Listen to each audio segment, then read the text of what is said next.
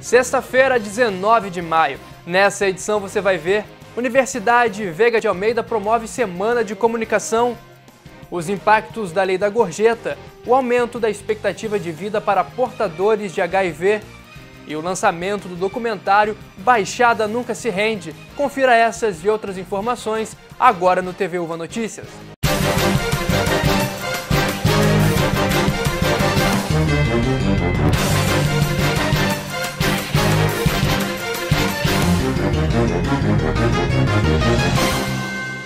A Universidade Veiga de Almeida promoveu a Semana de Comunicação, conhecida como SECOM.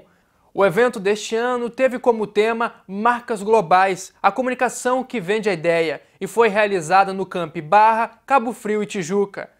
O evento foi organizado pelos alunos da UVA de Jornalismo e Publicidade. Confira o que aconteceu na reportagem de Karine Santos e Lucas Menezes. A abertura do evento aconteceu na segunda-feira no campus Tijuca, com a palestra Marcas Globais e o Capital Cultural. Nela, foram debatidas as estratégias que as empresas utilizam para o desenvolvimento de uma marca global. Para Renata Trevisan e Ana Paula Kreiner, as redes sociais, aliadas aos formadores de opinião, formam uma nova maneira de divulgação das marcas a baixo custo. Hoje em dia, as redes sociais é uma ferramenta poderosa que eu posso destacar aqui, porque ela tem baixo custo de investimento, ela precisa de um trabalho interessante de conteúdo por trás, e se você consegue fazer isso e fazer isso às vezes em outras línguas, você tem um alcance, uma relevância global também, de uma forma simples, porque você consegue mostrar para o mundo qual é a mensagem que a sua marca traz. E tem uma outra que eu acho que hoje em dia a gente acaba utilizando muito, que é o boca a boca com os formadores de opinião. Por exemplo, na indústria de moda, né? As blogueiras hoje em dia, que são as grandes formadoras de opinião, as modelos. Então, como você trabalha com esse target para que essas pessoas vão no boca a boca, nas mídias sociais delas, influenciando o restante da cadeia. O segundo dia do evento começou com a palestra sobre jornalismo de marca, um debate acerca da credibilidade e a reputação do profissional que atua na área. Júlio Lubianco e Cristiane Bertelli destacaram as diferenças e os desafios do jornalista de marca. O jornalismo de marca é jornalismo, né? Ele é feito com o mesmo critério ético e de qualidade, né, que o jornalismo profissional. A diferença é que o jornalismo profissional, o jornalismo tradicional, ele cuida do interesse público, ou deveria cuidar do interesse público, né? E o jornalismo de marca, ele foca no interesse do cliente. O principal desafio é a gente conseguir tornar aquela pauta interessante. Outro grande desafio também é a gente conseguir unir as duas coisas, né? Um bom jornalismo com aquele conteúdo ou aquela informação que a marca quer transmitir. Enquanto o debate acontecia no auditório principal, a primeira oficina da SECOM abordava os desafios que o telejornalismo enfrenta com a convergência midiática.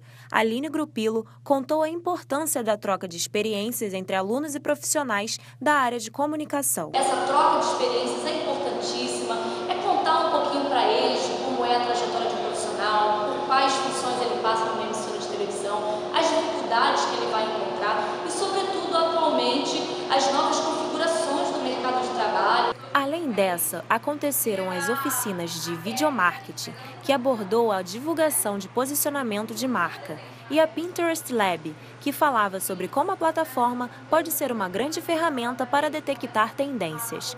À noite, o espaço Papo de Mídia contou com um debate sobre o papel da marca na inclusão social e na sustentabilidade.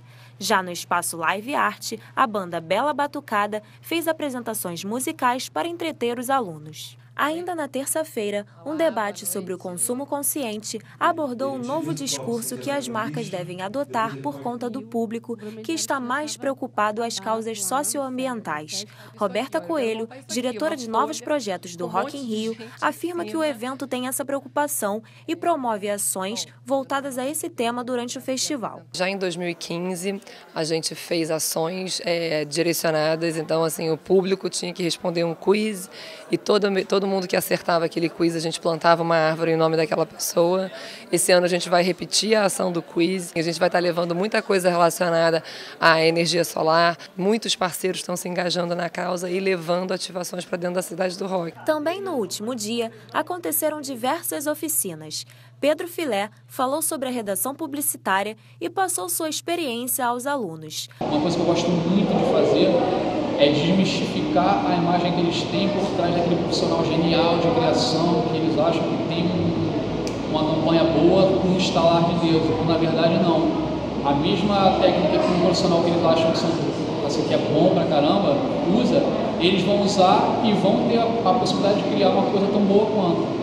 Mais tarde, David Leucas ressaltou a importância da linguagem corporal para os profissionais da comunicação. Todo esse signo vai fazer todas as mensagens que eles querem trazer, e a mensagem correta que faz se vender o produto vai fazer essas mensagens acontecerem de uma forma muito mais eficaz.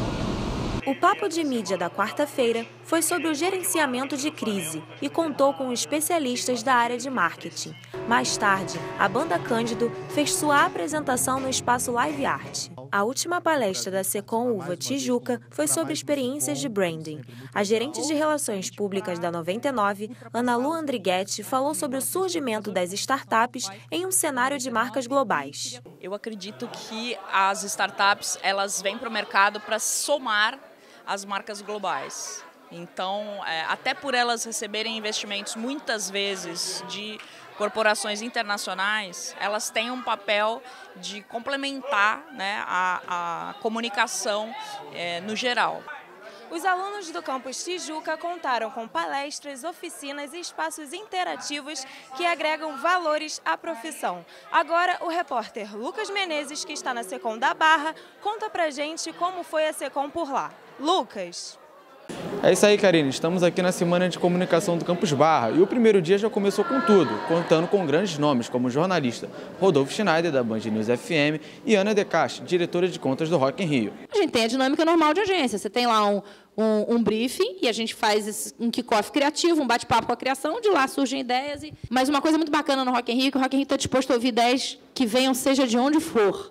O jornalista Rodolfo Schneider veio passar um pouco da sua experiência em comunicação para os alunos da Veiga. Você quer muito, gosta muito, tem certeza de que aquilo que você faz, você vai trabalhar com vontade, você vai trabalhar com tesão, você busca algo mais, você quer surpreender seu chefe, apresentar o tempo inteiro coisas diferentes, trabalho, buscar criações para poder se diferenciar dos outros, para poder chamar atenção, para poder buscar o seu lugar ao sol.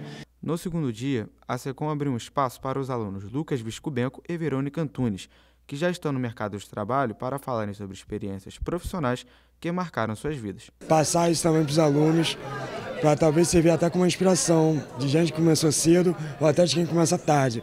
Que nunca é tarde para começar. Tem gente que estuda mais do que trabalha, tem gente que trabalha mais que estuda. O importante é começar de algum lugar.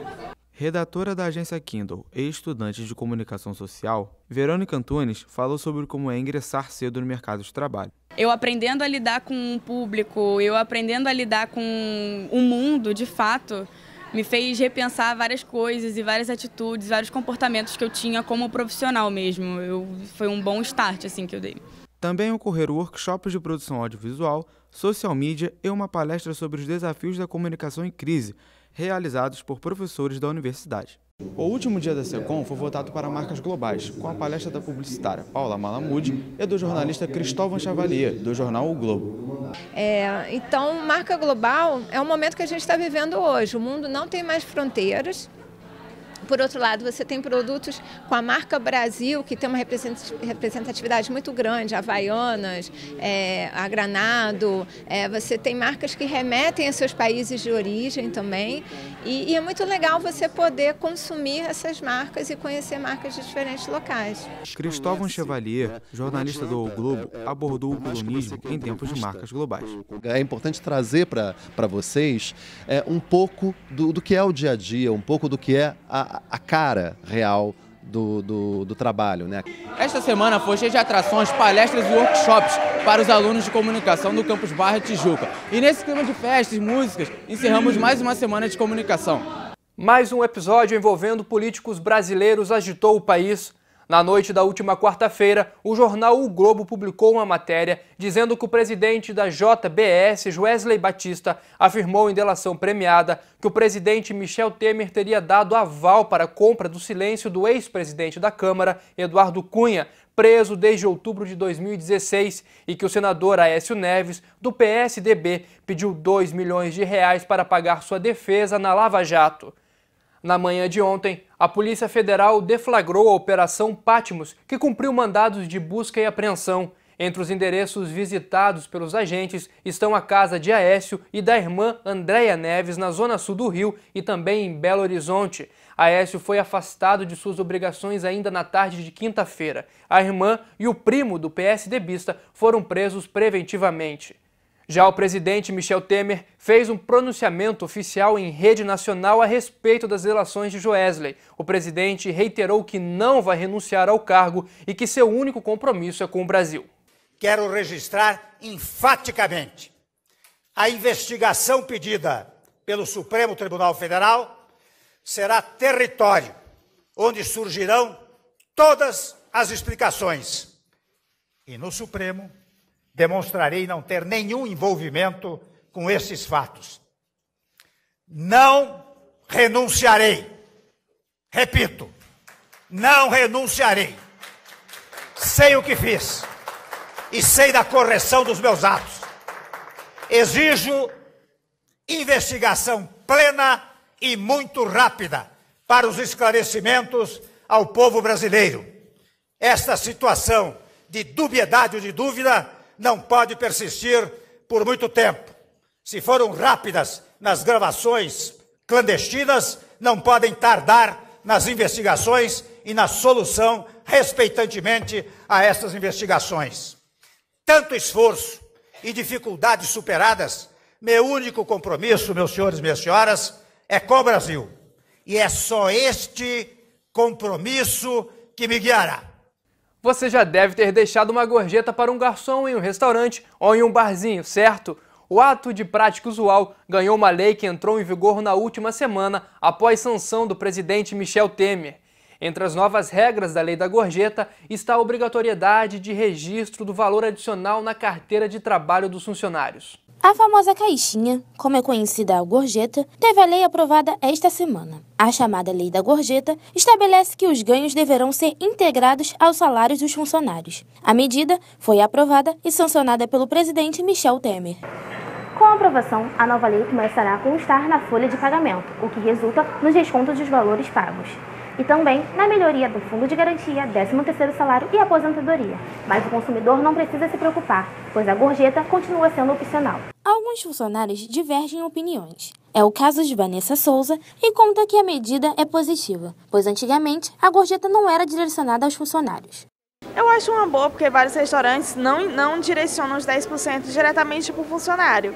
Muitas das vezes eles são cobrados na mesa, mas não é direcionado para o funcionário. Já para a Flávia Oliveira, a medida tem pontos positivos e negativos, porque muitas vezes a gorjeta é retirada dos funcionários para cobrir qualquer tipo de quebra. Mas para ela, a ida para a carteira de trabalho é justa, pois os funcionários dependem do que é ganho.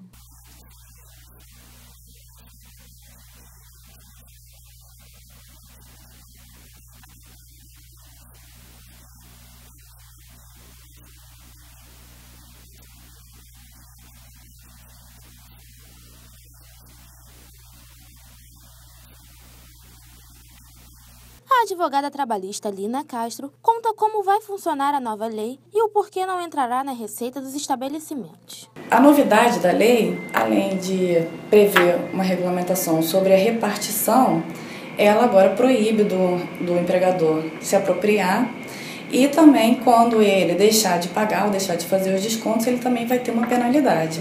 Ele não entra na receita porque é uma paga devida ao empregado. Além de não fazer parte do salário, que é devido pelo empregador, ele é considerado como se fosse uma gratificação pelo bom desempenho na atividade dele. É importante ficar atento, pois o empregador que descumprir a lei terá que pagar para o trabalhador prejudicado uma multa de 1,30 avos de gorjeta por dia de atraso. Obrigada. A Lei da Gorjeta será aplicada a bares, restaurantes, hotéis, motéis e a todo estabelecimento em que os funcionários recebam o valor adicional. E nessa semana, o Supremo Tribunal Federal estabeleceu novos direitos à população brasileira, um para os transexuais e outros para os casais com união estável. O primeiro permite aos transexuais a possibilidade de alteração do sexo no documento de identidade sem a necessidade de cirurgia de mudança de sexo. Já o segundo garante aos companheiros que vivem em união estável os mesmos direitos dos que são casados no civil. Confira a seguir na reportagem de Diego Pedroso. Na terça-feira, dia 9, o Supremo Tribunal de Justiça decidiu que um transexual pode mudar o gênero registrado na identidade civil, mesmo sem ter feito a cirurgia de mudança de sexo. A advogada e professora universitária Laura Dutra explica sobre as implicações dessa decisão. Foi uma decisão paradigmática, uma decisão inovadora pelo seguinte: antes dessa decisão, muitos transexuais que tentavam a mudança no registro civil, eles não conseguiam porque eles não tinham se submetido à cirurgia de redesignação de sexo. Já tinha algumas decisões no sentido que poderia, mas de certa forma houve uma uniformização do entendimento do STJ nesse sentido. Os órgãos que são responsáveis pelo cadastro civil ficam proibidos de incluírem a expressão transexual, o sexo biológico da pessoa e os motivos da modificação do registro. E o ESCLA fala sobre a luta pelos direitos dos homossexuais. Por direito à cidadania, por direito ao uso do nosso nome social, que ele possa superar esse decreto federal que é... Atualmente nós temos um decreto federal da Presidência da República que dispõe do uso do nome social em partições públicas e federais e municipais. Essa decisão do STJ servirá como referência para casos semelhantes em outros tribunais, mas eles não serão obrigados a decidirem da mesma maneira. A outra decisão tomada na quarta-feira, dia 10, pelo Supremo Tribunal Federal, diz respeito ao direito de herança em união estável, incluindo as homoafetivas. Eu, como civilista, e grande parte da doutrina civil já vem entendendo que a figura do companheiro naturalmente já vai figurar como rol de herdeiros necessários. Mas eu entendo que com essa decisão recente do STF vai ficar apenas formalmente essa diferenciação entre casamento e união estável, porque materialmente eu não vejo mais tanta diferença. No julgamento, os ministros avaliaram o caso de um homem que viveu por mais de 40 anos com o companheiro dele e disputava a parcela da herança com a mãe do falecido. A partir de agora, a herança de união estável será igual à de um casamento civil. Dessa maneira, o STF decidiu que uma pessoa que manteve uma relação tanto homossexual quanto heterossexual em união estável terá direito à metade dos bens do falecido, e não mais a 1/3, como era antes. Na sucessão, portanto, se aplicasse as mesmas normas que valem para pessoas que eram casadas, ele teria direito à metade. A nossa luta é para que a gente não tenha mais que lutar para que a gente possa ter um direito obrigado na sociedade. A gente luta pelo direito à cidadania, pelo direito à nossa identidade de gênero, orientação sexual e respeito.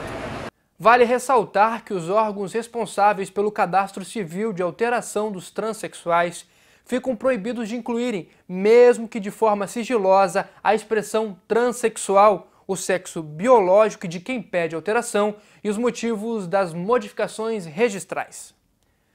Uma esperança para os portadores de HIV. Um estudo divulgado no Reino Unido mostra que o tratamento com coquetel de remédios já é capaz de aumentar a expectativa de vida dos jovens.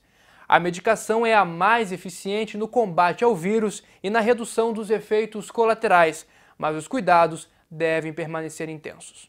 De acordo com a revista científica britânica The Lancet, o avanço e o investimento na produção de remédios e coquetéis para pessoas infectadas com HIV tem apresentado resultado acima do esperado, possibilitando um aumento na expectativa de vida dessas pessoas.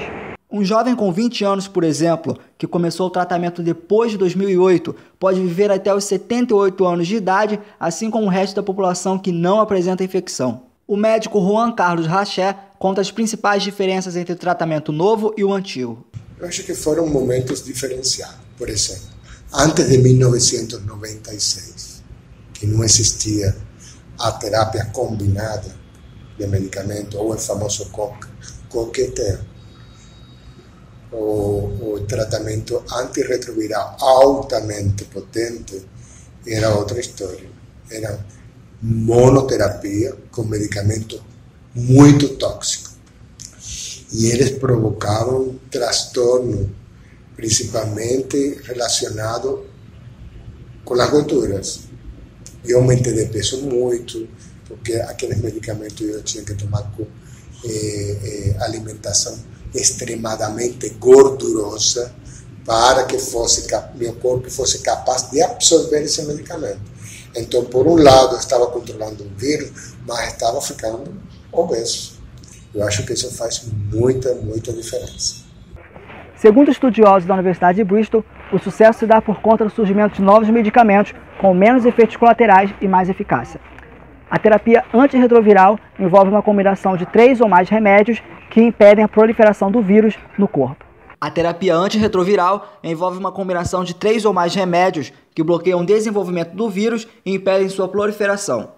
Salvador Correia, coordenador da ABIA, Associação Brasileira Interdisciplinar de AIDS, fala sobre como esse avanço ajuda a derrubar o preconceito. Hoje se sabe que viver com HIV, você pode, em tratamento, não transmitir o vírus, né? A chance de transmissão de uma pessoa que tem carga viral detectável por mais de 6 meses para uma pessoa que não tem numa relação sexual é praticamente nula, né? Então, hoje existem muitas informações acerca do HIV que as pessoas ainda não sabem, que ajudariam sim a acabar com o preconceito, ou diminuir pelo menos. A Organização Mundial da Saúde recomenda que assim que o paciente descobrir o diagnóstico do vírus, ele procure o tratamento o mais rápido possível. E é sempre válido lembrar, para prevenir o HIV e demais doenças sexualmente transmissíveis, preservativo sempre.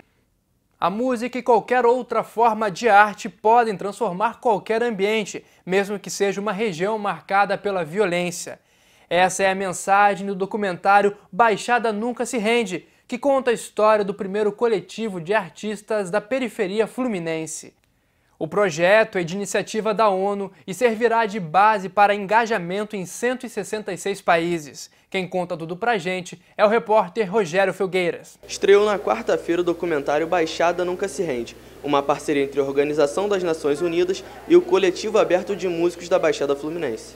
O filme, dirigido pelo italiano Christian Tragni e pela brasileira Juliana Spinola, teve como inspiração o projeto piloto da ONU, Música para Avançar o Desenvolvimento Sustentável, que tem como objetivo transformar o conceito de desenvolvimento sustentável em ações concretas com algo familiar para a sociedade civil. O trabalho busca também propor mudanças na imagem da Baixada Fluminense, de um lugar violento para um local de cultura e sustentabilidade. A vice-presidente do projeto, Laila Said, acredita que a música e as artes podem transformar a realidade da sociedade. Para nós, como ONU, é muito importante estar presente em lugares que usualmente são esquecidos ou são estigmatizados, são marginalizados. Um desses lugares aqui no Rio é a Baixada Fluminense. Essa ideia surgiu daquilo, de como você faz e cria uma iniciativa que consegue dialogar com o dia a dia das pessoas. A gente fez várias capacitações sobre o que é desenvolvimento sustentável, quais são os objetivos de desenvolvimento sustentável. E eles criaram músicas inéditas. O documentário mostra as dificuldades da Baixada Fluminense, que é uma das regiões metropolitanas mais violentas do mundo, mas também ressalta que a região é uma oficina cultural, onde se formam artistas dos mais diversos segmentos. Conta também a história do primeiro coletivo aberto de músicos da comunidade apoiado pela ONU. O mesmo coletivo esteve presente no evento e cantou 7 músicas inéditas sobre os temas do desenvolvimento sustentável e direitos humanos. A campanha da ONU, junto com as letras das músicas da Baixada, nos fizeram perceber que o alcance está ali, na busca, entendeu? Que é possível se autossustentar, ter sustentabilidade através do nosso trabalho, entendeu? E hoje resulta num documentário que conta a nossa história e provavelmente servirá como espelho para outras pessoas, principalmente ter autoestima e acreditar no teu potencial, na sua mágica da tua arte e no pouco que você pode contribuir para o outro. A ONU considera a ideia pioneira e a meta é levar a experiência fluminense para outros 166 países em desenvolvimento, utilizando música e arte para trabalhar dentro das comunidades na implementação dos Objetivos Globais de Inclusão. O evento de lançamento mundial contou com a parceria do Centro Rio Mais e do Cine Odeon. E após exibição no Rio de Janeiro, o documentário será apresentado em outros países em desenvolvimento, onde há o Programa das Nações Unidas para o Desenvolvimento atual. A expectativa é que a exibição do filme ajude não só a divulgar o trabalho, como também traga parceiros para contribuir com os artistas, que levam suas paixões adiante, seja na música, no teatro ou nas demais artes.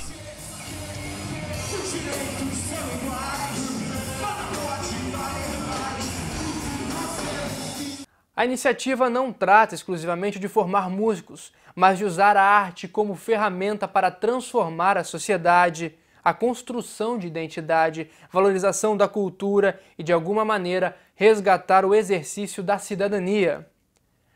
Por trás de uma grande foto existe um grande artista que nem sempre revela a intimidade. Pensando nisso, o fotógrafo Zong Ek-shin criou uma exposição que revela a personalidade de grandes nomes da fotografia.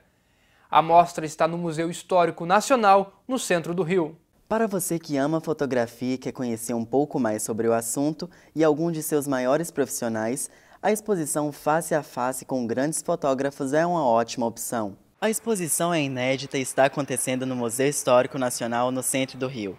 Ela foi criada pelo artista Zong Ek-shin e busca retratar personalidades da fotografia contemporânea mundial, incluindo os brasileiros Sebastião Salgado e Miguel Rio Branco. Eu achei bem interessante a abordagem dele, né, de trazer para frente da câmera, né, quem normalmente fica atrás da câmera, né.